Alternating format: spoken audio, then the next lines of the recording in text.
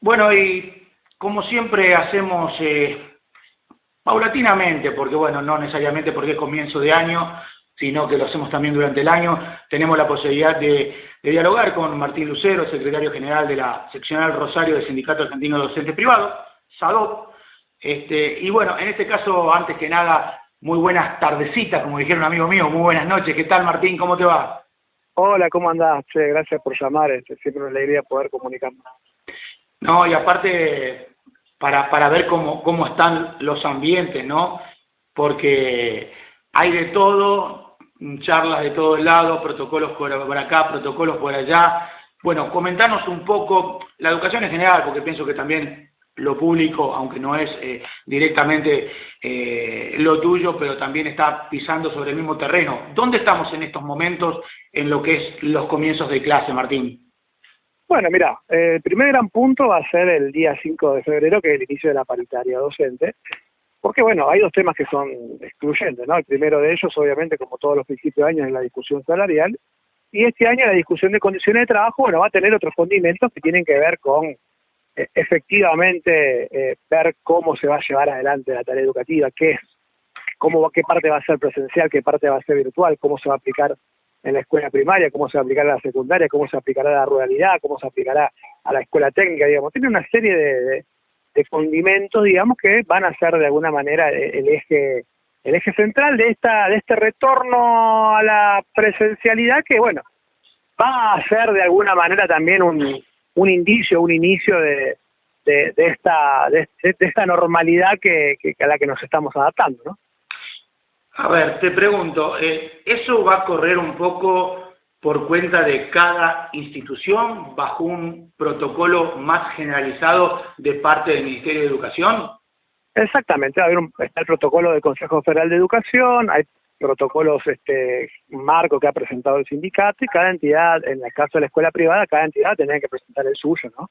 Porque evidentemente todas las instituciones son distintas, los edificios escolares son distintos, las modalidades son distintas, entonces bueno, cada uno va a tener sus medidas de sanitización y demás, más allá de que, bueno, evidentemente hay pautas que son generales, el distanciamiento es una pauta general, el uso de mascarillas es una pauta general, la desinfección de los lugares es una pauta general, la desinfección de los elementos de trabajo, tanto de docentes como de alumnos, es una pauta general.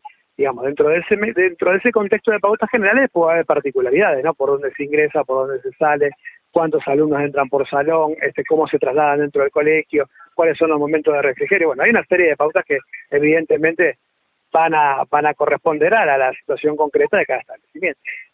Bueno, vamos a arrancar por el tema salarial. Esta apertura de paritarias, ¿crees que puede llegar a haber un consenso? ¿Está lejos lo que puede llegar a brindar el gobierno a lo que realmente merece un docente? Y más de todo, Martín, un docente que ha puesto mucho de su corazón, de su alma y hasta de su parte económica en el 2020. Mira, nunca son fáciles las discusiones paritarias salariales, ¿no? O sea, lo sabemos todos. ¿Cuál es la propuesta del gobierno? No la sabemos. Nosotros vamos a plantear, obviamente, recuperar la pérdida de salario que hemos tenido el año pasado y prever la inflación futura. En un contexto en el cual sabemos que la economía es fluctuante y cambiante. Hablar del futuro en la Argentina y en el mundo hoy, en la economía, es una cuestión bastante complicada, pero bueno, lo que nosotros planteamos en términos generales es recuperar lo que se perdió el año pasado y prever la inflación futura o la potencial pérdida de valor adquisitivo del salario durante el año 2021. Hoy hay estimaciones que te hablan del 30% para este año, pero insisto, son estimaciones muy preliminares que evidentemente van a seguir también el derrotero de cómo vaya reactivándose la economía, ¿no? Bien, de que va a ser con alternancia seguro, eso ya está bastante bien claro, de que va a ser una semana y una semana. Mira, nosotros tenemos la preferencia de lo que nos planteó la ministra el año pasado sobre finales de año, bueno, que ellos estaban trabajando sobre esa idea, ¿no?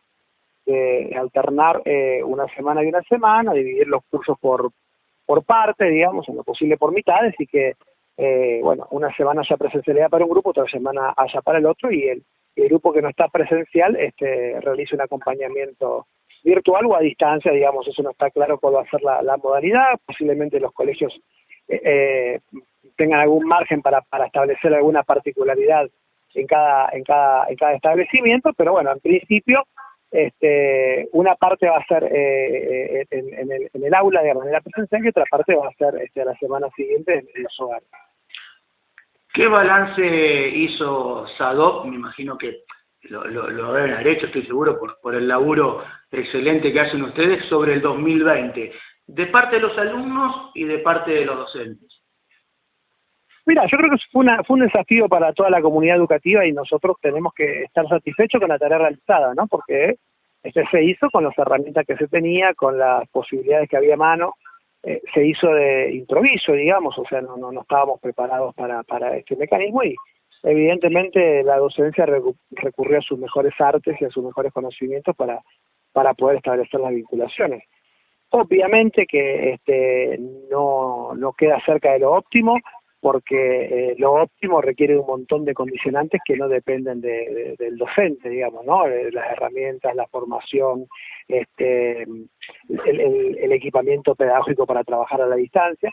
Lo que me parece que el balance en líneas generales tiene que ser más que positivo, ¿no? O sea, me parece que en ese sentido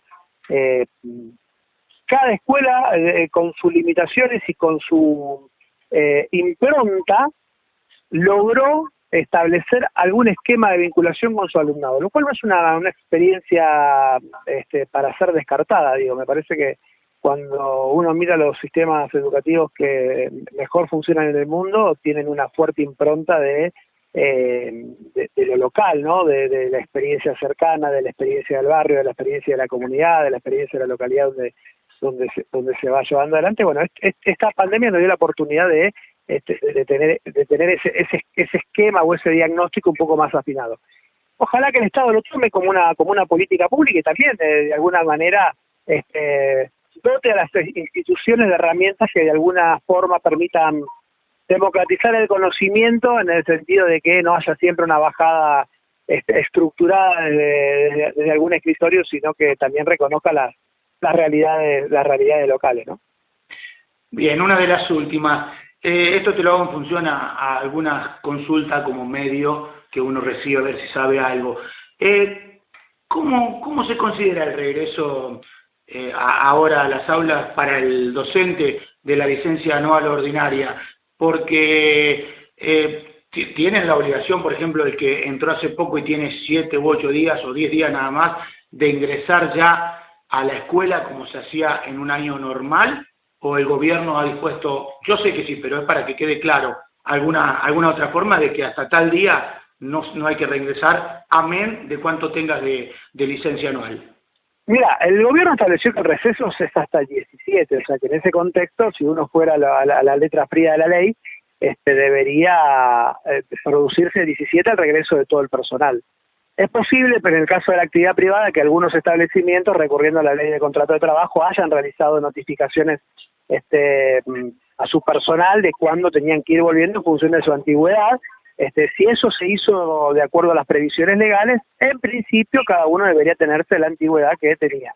Pero el Ministerio de Educación ha dispuesto el 17. ¿Qué quiere decir con esto? Que cuando no hay ningún tipo de previsión o no se ha dicho nada, lo que corresponde es volver el 17. Incluso te diría hasta por una cuestión de ordenamiento, porque no está claro, digamos, la segunda pregunta es, ¿vuelven presenciales o vuelven virtuales o quedan en disponibilidad? Claro. Bueno, eso no está discutido, entonces me parece que en ese punto es un tema que la paritaria de principio de febrero debería terminar de dilucidar. ¿Puede existir la posibilidad de que, porque el docente está, no digo asustado, está ocupado? ¿Por qué? Por su salud. Porque cuando hablamos de movimiento nuevamente, no solamente es el alumnado, son los papás que se acercan, hay una serie de movimientos que pueden conllevar a algún brote en determinadas escuelas. Puede ser de que el docente, hablándolo así bien a lo criollo, se plante, o incluso luego de la paritaria misma.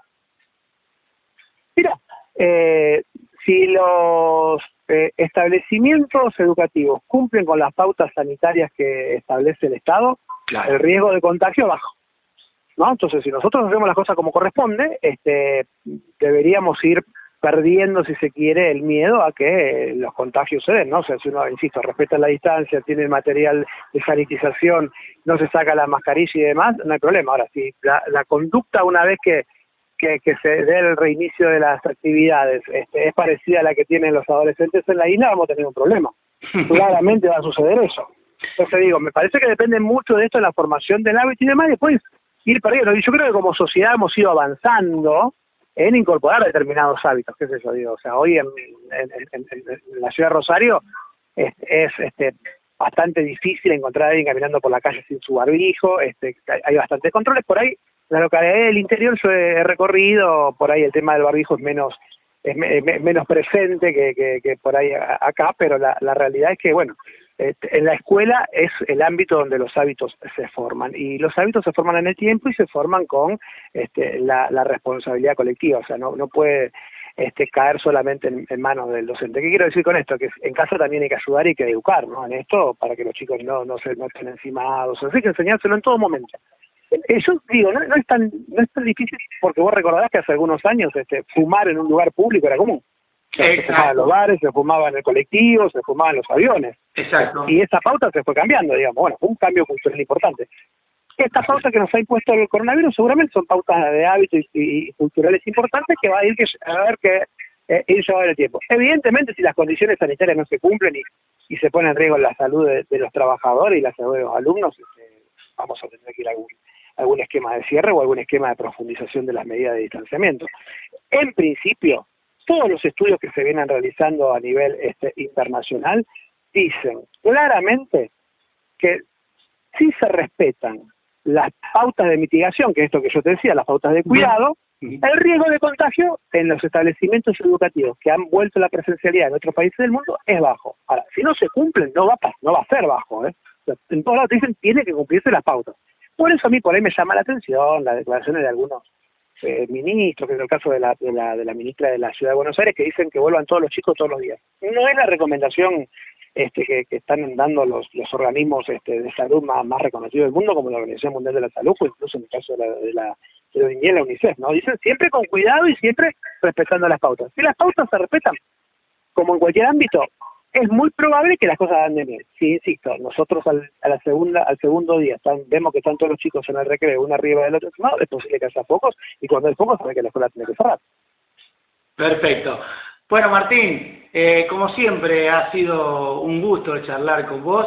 Espero que, bueno, en la medida que este año todo vaya mejorando, podamos hacer alguna charla presencial con los protocolos pertinentes. Y desde ya te agradezco una vez más que hayas estado en Play 104.1 acá en Arequito, bueno, que hay también una relación por nuestra escuela y demás. Para mí es un gusto siempre y ojalá que pronto lo pueda estar visitando cara a cara allá por Arequito. Bueno, un abrazo, buen término de semana y buen comienzo de fin de semana. Gracias, igualmente para ustedes, cuídense mucho. Igualmente para ustedes, cuídense mucho. Igualmente